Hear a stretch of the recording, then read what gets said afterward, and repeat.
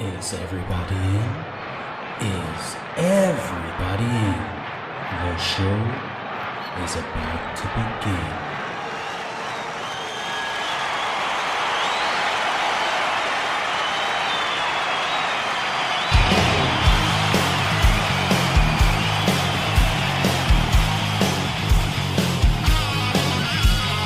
Welcome to the podcast, concerts that made us, interviews and stories, tales from the bus. We love taking you back to when it all went down, the greatest live shows and the cheering crowd sound. It's concerts that made us, concertsthatmadeus.com.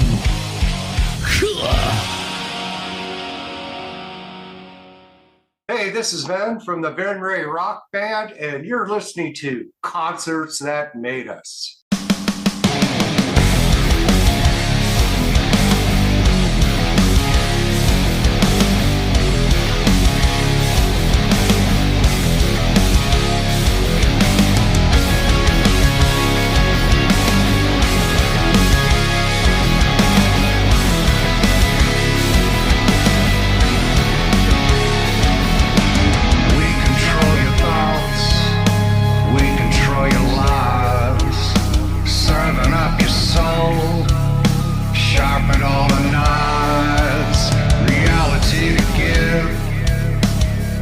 Within your bed, safe, warm, and cozy, hidden in your head.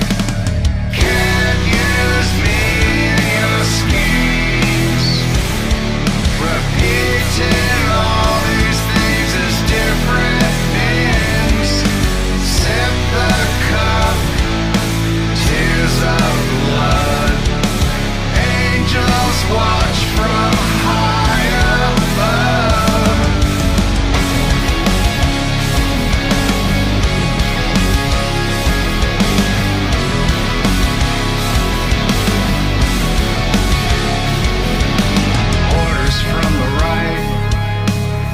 Begins to fight. Serpents form in line behind the sound of swine. Clash of metal rings, 1,000 voices sing. Wind carries the scent over bodies bent. Can't use me in your schemes, repeating all these things as different. Sip the cup, tears of blood. Angels watch from high above.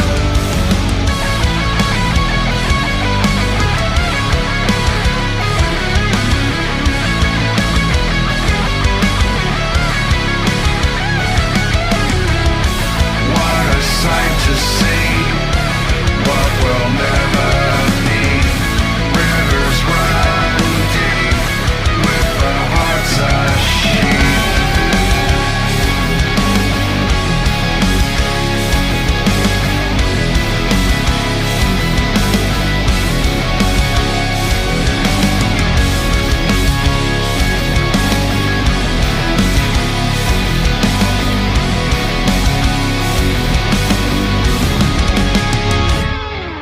Can't use me in your schemes, repeating all these things as different things. Sip the cup, tears of blood. Angels watch from high above.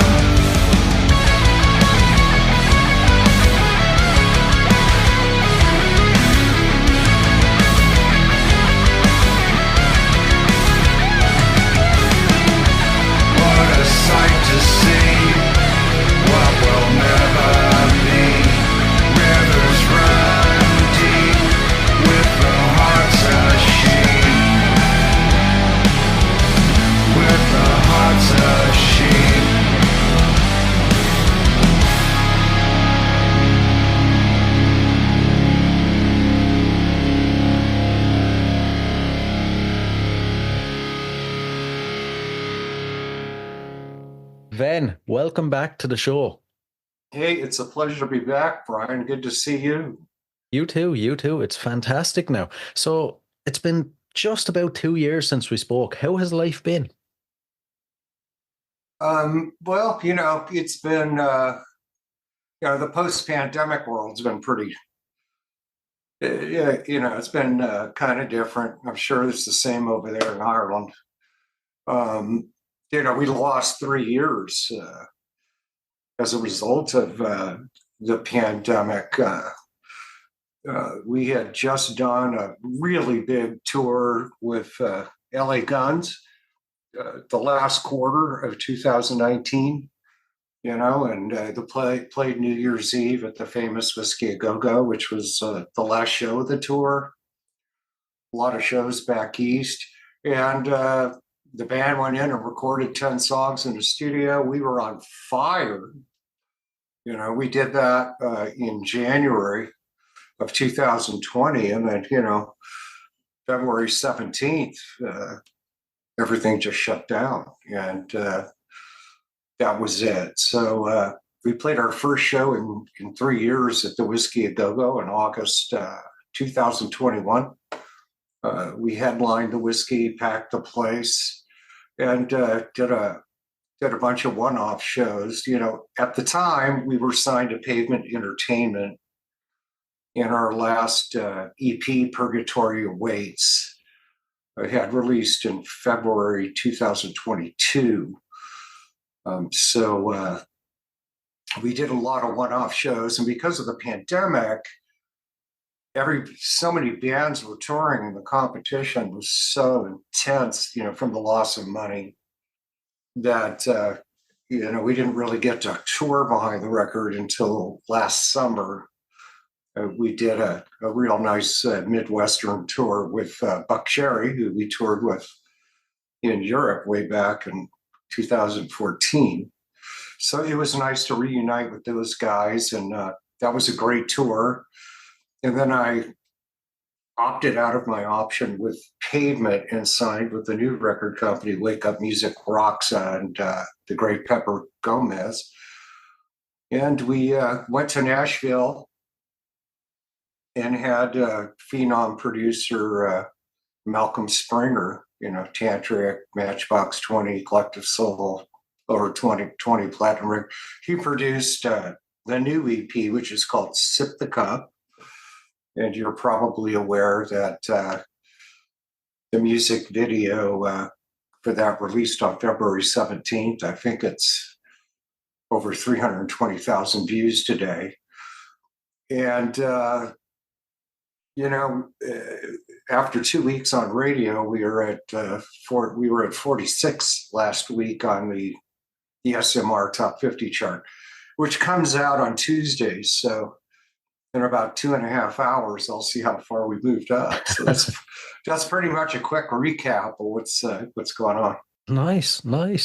You mentioned the upcoming EP. You recently released as well the single "Sip the Cup." That is one hell of a track. It's a great follow-up to Purgatory Awaits. Tell us about the track. Where did the inspiration come from? What's it about? It's really funny because crazy things can happen, with songs. Usually when I write lyrics, I email them to Jason Womack, who plays guitar and does backing vocals, and he writes the music. I write the lyrics, and I save it. And I guess we were on tour, and I had sent him some lyrics, but I didn't email him. I just kind of texted it to him, and he was about to throw away this phone and looked at it. He saw the lyrics, and that became Hang the Predator, which won best rock and hard rock song that year, which I think was 2016. And something kind of similar happened with Sip the Cup. Sometimes we just get together in the studio and write from scratch. Sometimes I send him lyrics. He writes music to the lyrics. Sometimes he sends me music and I write lyrics to the music. And with Sip the Cup, that was the case. The pace of the song it took me a little while to figure out the right words for it. And then, we had a lot of riots in LA after the pandemic, and then, with Russia invading Ukraine. And so Sip the Cup is basically three subjects altogether. It's the comparison of ancient war, and ancient battles, and how horrific that was in a very different way than modern warfare or modern weapons. And it's also about reincarnation. So if you watch the music video, most of it is artificial intelligence. Although there'll be times where it kind of looks like me, but it's not. It's AI. Oh, And it's kind of a different person with a similar look to me. It's because you got from the hook, can't use me in your schemes, repeating all these things as different beings. And so, I kind of feel like this is my first life on Earth where I haven't had to participate in war. And that in most of my past lives, whether you believe in that or not, I do. I was a warrior, and I kind of really, so I was kind of talking about being reincarnated over so many different centuries and thousands of years, and participating in a lot of ancient battles. So those are kind of the three subject matters of it. right, right. I find that fascinating. I kind of believe in reincarnation and past lives as well. I've always thought to myself, I'd love to find out what my past lives were, see if there was anything cool. But I have to say as well, you really kind of hit the potluck with this one, coming back as like a rock star. Well, thank you. You could call me that. I'm too humble to do so. Yeah. The new EP is called Sip the Cup. And the first single that you're referring to is the title track, Sip the Cup. It's a 6-song EP. And I think it's the best music we've ever put out there. And I think it's a combination of, between March 17, 2020, when everything shut down from the pandemic, and January of 2023, Jason and I wrote and recorded over 65 demos. Oh, man. And 6 of those songs did make it to Purgatory Awaits. Actually 4, 2 were pre-recorded. Interesting story there. My drummer's French, and they wouldn't let him leave the country when we got signed in April 2021 to Pavement. So my friend Stephen Perkins, the drummer from Jane's Addiction, actually drummed 4 of those. On that particular record. But Jason unfortunately got diagnosed. We played Vegas in April last year. And then all the guys went back to LA. I moved to Las Vegas in January of 2023. LA's just become pretty difficult to live in. I've heard that. So the band went home, and about 3 days later, he called me and told me he'd been diagnosed with colon cancer. Oh my God. Yeah, stage 3. So he's gone through 2 surgeries, and now he's 2 weeks on, 2 weeks off of tremendous chemotherapy. So he did not tour with us. We brought in Edgar Nieto, who's a childhood friend of our bass guitarist, Gabe Masca, both from Rio de Janeiro, Brazil. I had an international band. I had 2 guys from Rio de Janeiro. I had a bass guitarist from Rio, a guitar player from Rio. Gabe is a great singer, so he did the backing vocals. Victor Singer's from France. And the tour went very well. But Jason's produced everything we've done. And because of the health situation, we brought in Malcolm Springer in Nashville, and he pretty much used real big name musicians there, to record our music. And I flew back there for a week and did the vocals there with him.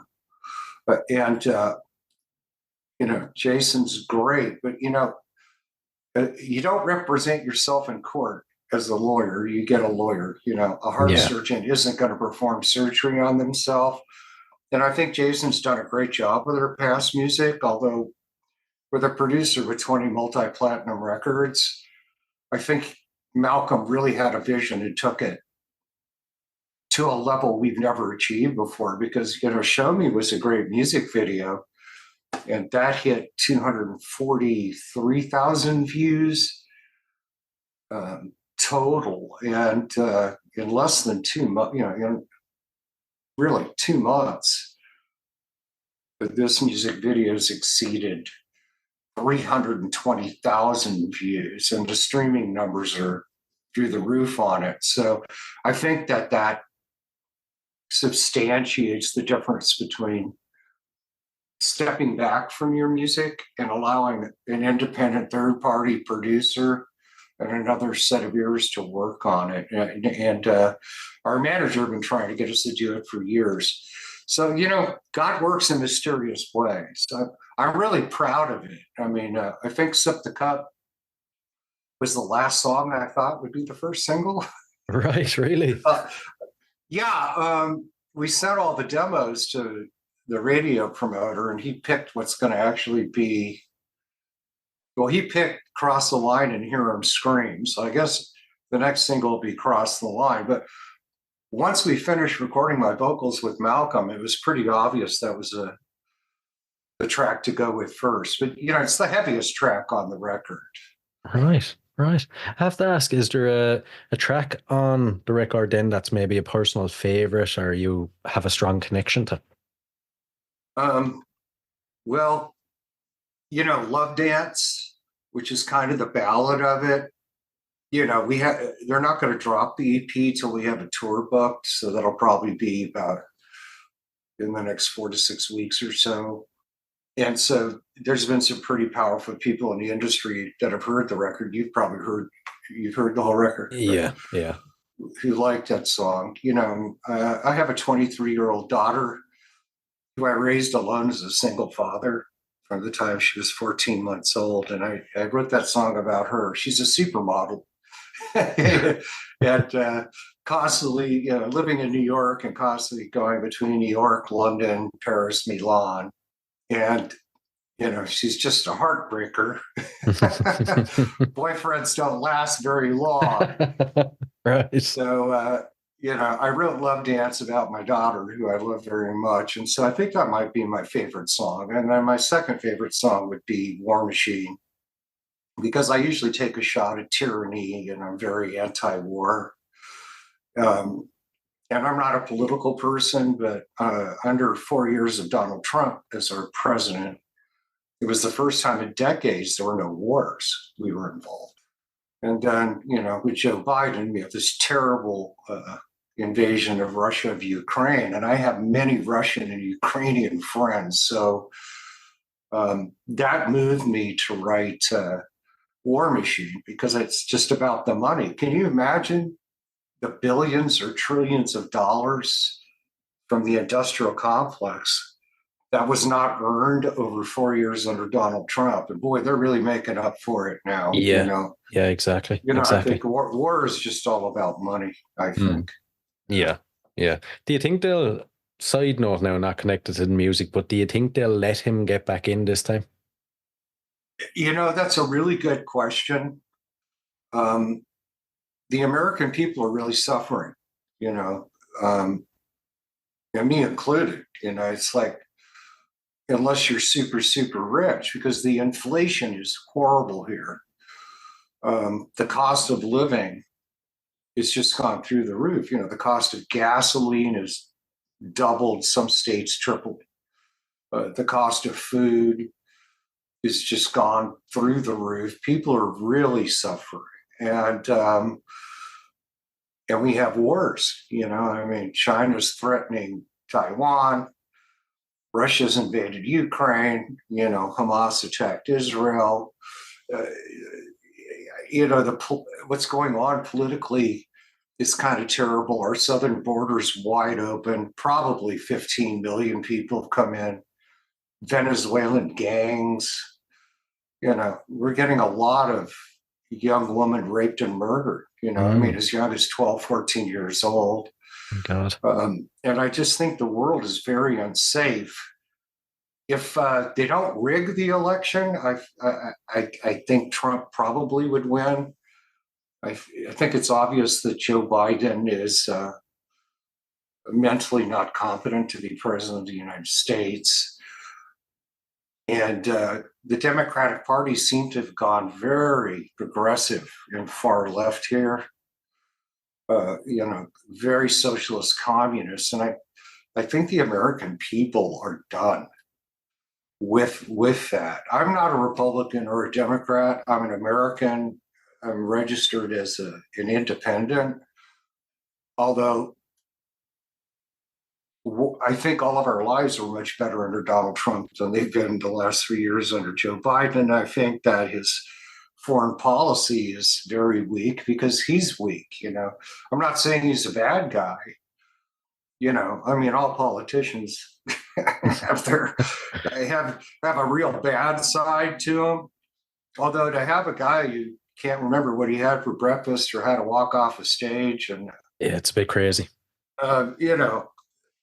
As the leader of the most powerful country in the world is scary. Yeah, it really is. Really is. But it kind of goes to show as well, like, realistically, when you think about it, they're not going to let someone like that be in power. So who's controlling him? Is he a puppet for someone else, Yeah, we don't know who the real Lizard King is, but it's certainly not him. No. The scariest thing is who is really running this country. We really don't know. But you've got all this human trafficking and drugs and everything coming in through the southern border. Women and children are being trafficked, and it appears the Democratic Party just doesn't really care. They want illegal aliens to be part of the census, and what that does is it increases the electoral votes of states that have large populations of them, which is primarily California and New York, which always go Democrat. And it also creates a situation where they have more congressional districts. So it's clear that they don't care about the Americans' quality of life. They don't care about people's daughters being raped and murdered. What they care about is remaining in power. And yet they want all these people in here to help them create a situation where they can control the House of Representatives, the Senate, and retain the White House. They only seem to care about power. Democracy is freedom, and it's pretty scary. It is, yeah. I'm not a real big fan of Donald Trump either. Although to have a political opponent slapped with numerous lawsuits and that Soviet Union and Nazi Germany kind of stuff, it's pretty scary. I don't like it. And I mean, I'm a child of the 70s music, and it'd just be nice to have someone run this country properly and show the world that we're strong and make the world a safer place for everybody, because it's dangerous right now, man. It is. It's getting a scary place, a very scary place everywhere. But I suppose we better get back to the music. What do you think fans of your music are going to love about the new record? What do you think will stick out to them? I think that they're going to be hearing a real different production in the arrangements of the songs.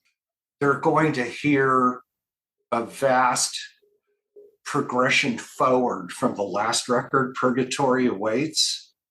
I quit smoking and started working out at the gym and doing all these things, which has made my vocal much more powerful, and my vocal range has increased tremendously. So I think they're going to really dig the music, the guitar parts, and they're going to hear my voice in a way they've never heard on any other record. So so far, the fan reaction just at the cup has just been incredible. Although I don't think it's the strongest song on the record. Right. And is this a good sign of how the band is going to go in the future? You know, are you going to keep the production outside the band? And is this the sound you're going to continue with? Yeah, well, we have a saying in America. I don't know if you have it over there in Ireland, but we say if it ain't broke, don't fix it. Yeah. I like it. And Malcolm Springer loves our band, and he really understands how to produce it and take it to a level it's never been before. So I think when we do make another album, we'll highly likely make it with him. Although that'll be down the road quite a bit because the record hasn't released yet, and we probably got 12 to 16 months of touring to do behind it before we think about it. But we've got 5 or 6 records worth, full 10 length LPs worth of material to pick from. But until Jason's feeling better, we just can't write any new songs. Yeah, understandable. And before we dive into the last couple of questions, then give us some highlights from shows you've played since we last spoke. I know you said the headline at the Whiskey and everything. Is there any other shows that stuck out to you? That was really something because it was our first show, in 3 years. And then that was August of 2021. And then at the Whiskey A Go-Go in Hollywood. And then New Year's Eve, LA Guns always play. So the day before New Year's Eve, we played with Stephen Pearcy from Rat. And so we were direct support to him. And that was just another incredible show, a little bit shorter set. And then we did a pretty big tour last summer with Buck Cherry. And I'd never really played in Arkansas. And we had a show in Fort Smith, Arkansas. Right. And it was funny because I thought the 2 shows near Chicago would be really big, but they didn't turn out to be what I thought they'd be. Although the fans in Fort Smith, Arkansas, we played a big theater there. It was absolutely packed. And it was just us and Buck Cherry for that show. Some of the shows, it was the third band, but not for that show. They were going crazy. When our tour manager went out on stage to make sure my mic was right and all, they were just going completely nuts. And, it renewed my faith in American rock fans. It was just absolutely incredible. And, when we took the stage, it was 45 minutes of the most incredible, mind-boggling energy I've experienced in a long, long time. The other show, you'd have to go all the way back to 2014 when we played Alcatraz in Milan. It was a Sunday. It was, December or January or something. And I guess the tour started in December 2013, ended in January 2014. So it was cold and it was snowing. And they were lined up for literally over half a mile, US mile, I don't know what that is in kilometers, for 3 hours just to get a good spot when they came in. And it was us and Hardcore Superstar from Sweden and Buck Cherry on that tour. And Hardcore Superstar is a great live band.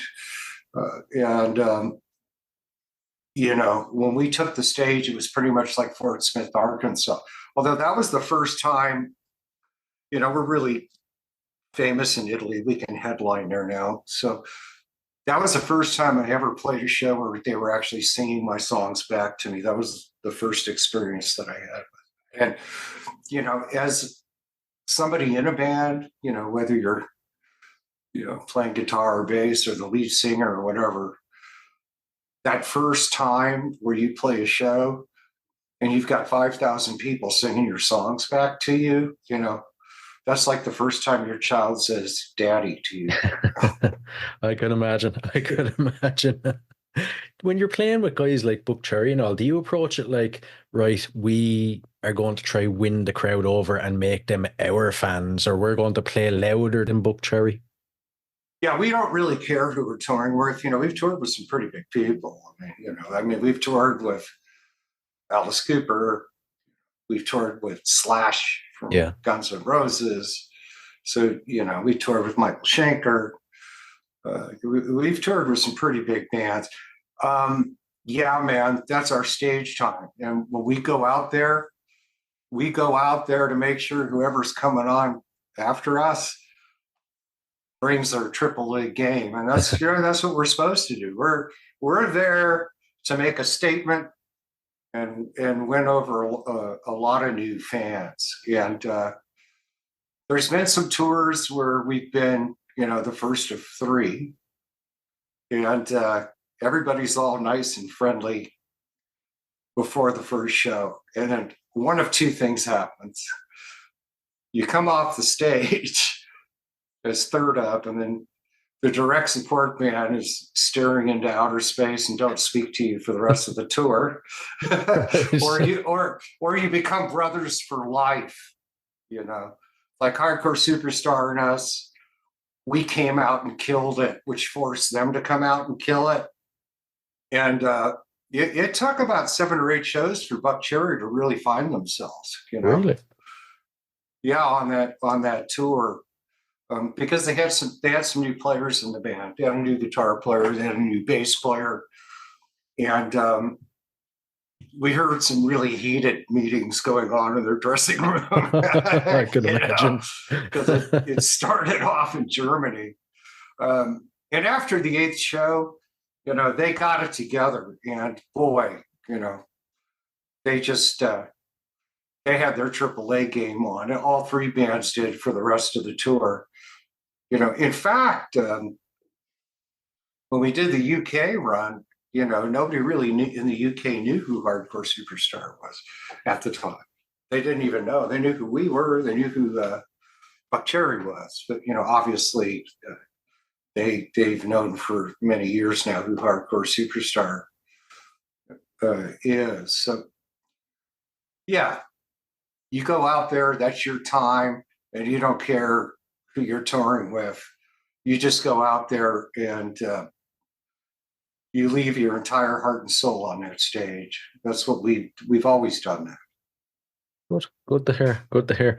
Right, the last couple of questions. So there are a couple of random fun ones. First one, what are you currently obsessed with? It can be anything at all. Am I obsessed with?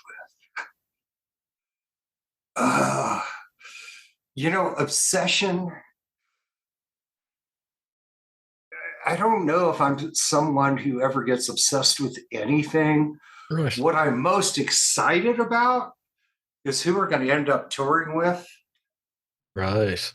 And getting back out on the road and hopefully have Jason back for that. We'll keep Edgar to go from a 4-piece to a 5-piece and have 2 guitars.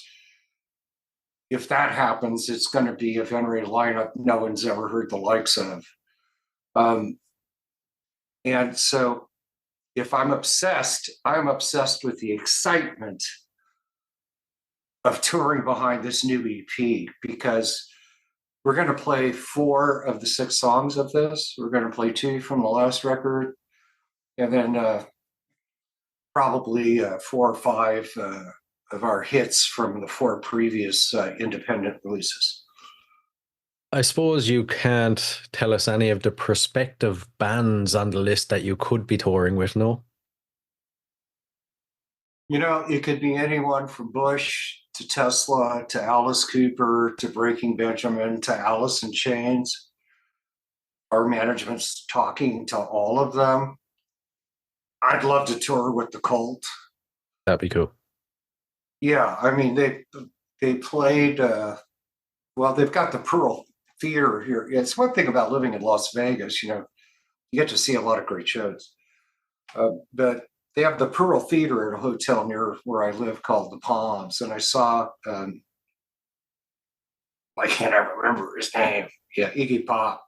Oh, yeah. Yeah, and he had Duff McKagan and the band from Hell on stage with him. But I did go there a few months ago to see the Cult.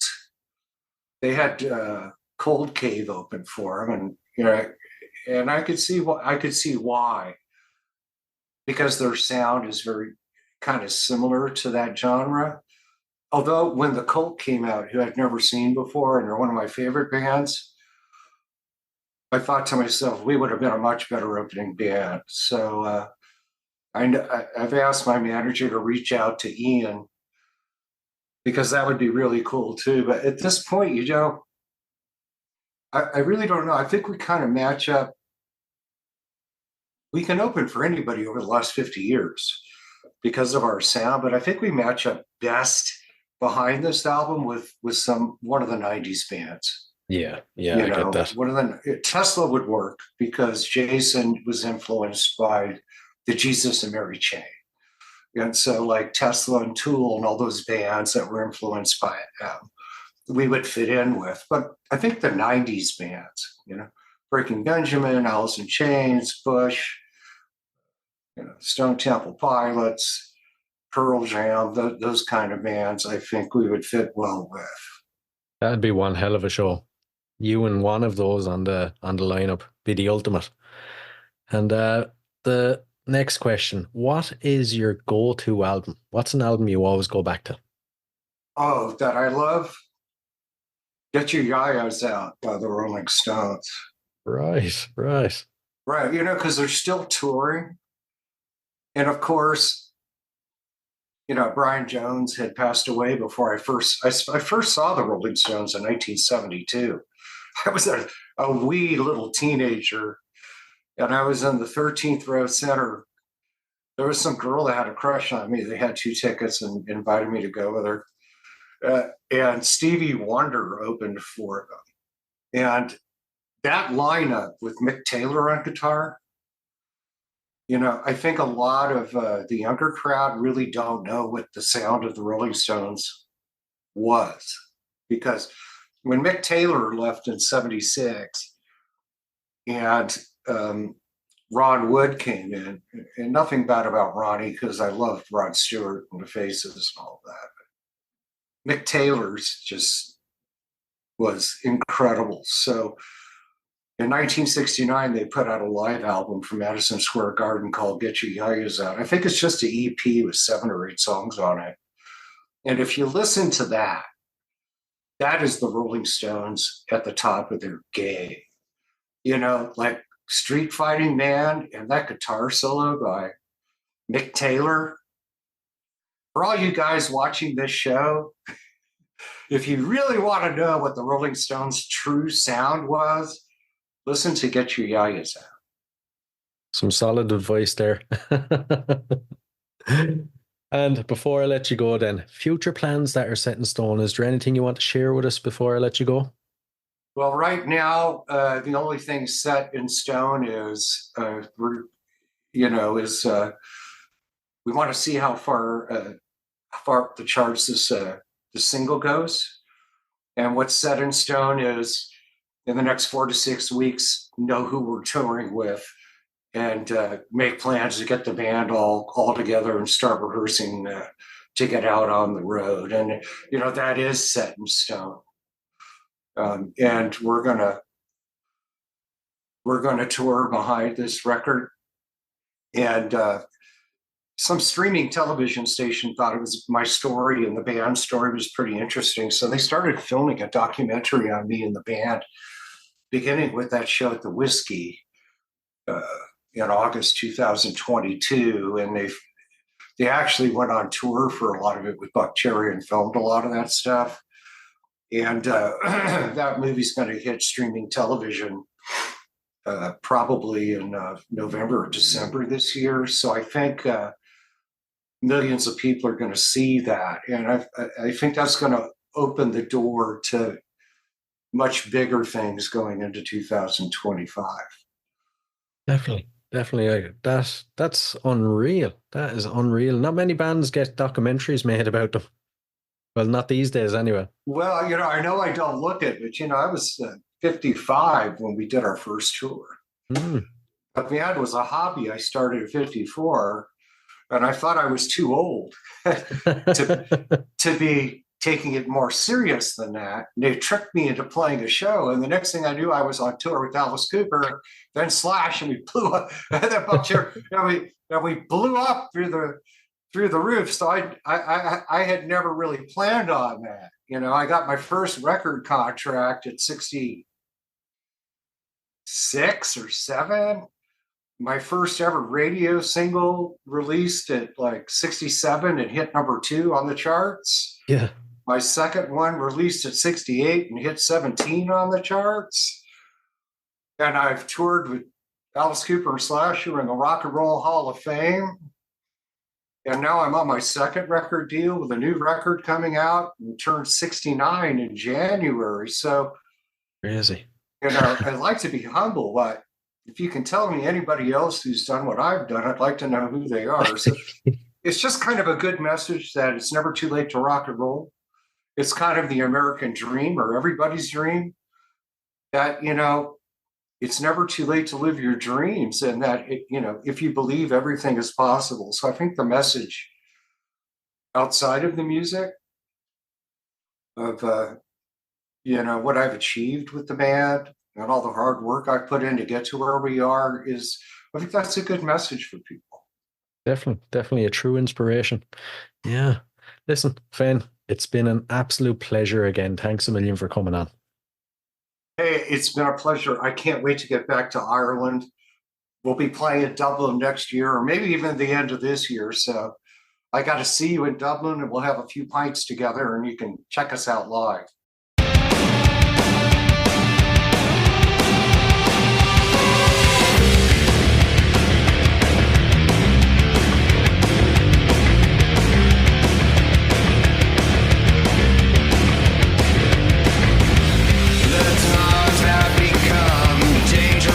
Again, we've all seen where that has been.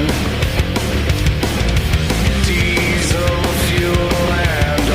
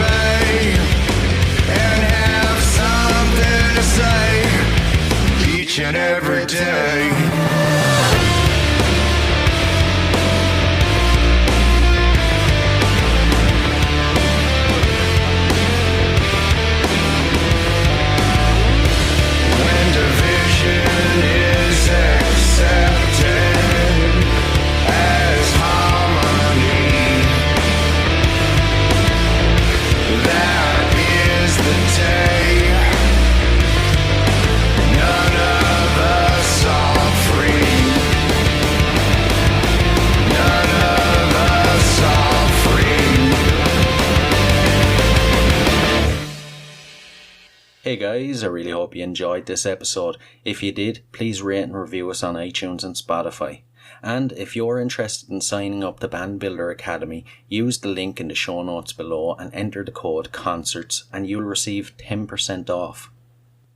So, until next time, keep rocking.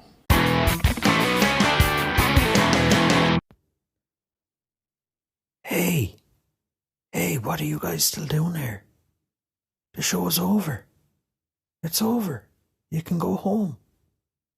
Go on. We'll see you next time. We'll be here.